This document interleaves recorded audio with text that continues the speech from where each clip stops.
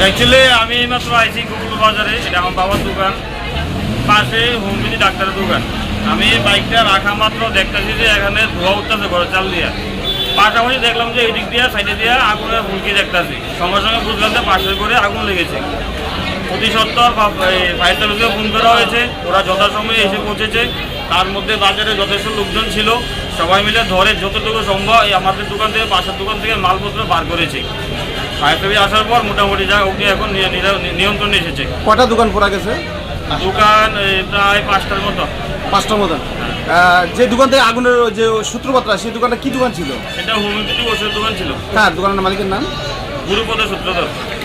ওর দোকান থেকে আগুনের সূত্রপাতটা, হ্যাঁ, মানে আগুনটা কিসের থেকে লাগছে বলতে আপনারা কি এটা দেখছেন? আমাদের যতটুকু ধারণা হয়তো কারেন্ট থেকে লেগেছে, বাকিটা ওই তদন্তকারী অফিসার এসে আরেকটা দপ্তর থেকে ওরা যাচাই করে দেখবে আর কি।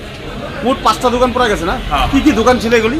যেমন পাশে ছিল হোমিওপ্যাথিক দোকান, এটা হলো মানে ডেকোরেটের দোকান, পাশে একটা হলো এই সবজি আড়তের দোকান, তারপর হলো বাজেমান দোকান, আর মাঝখানে একটা ইলেকট্রিকের দোকান আছে, বই দোকান আছে।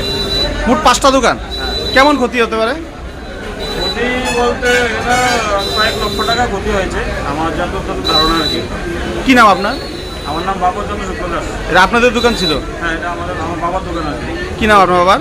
বাবার নাম কিঙ্কর শুক্রদাস। ডেকোরেটের দোকান ছিল? হ্যাঁ।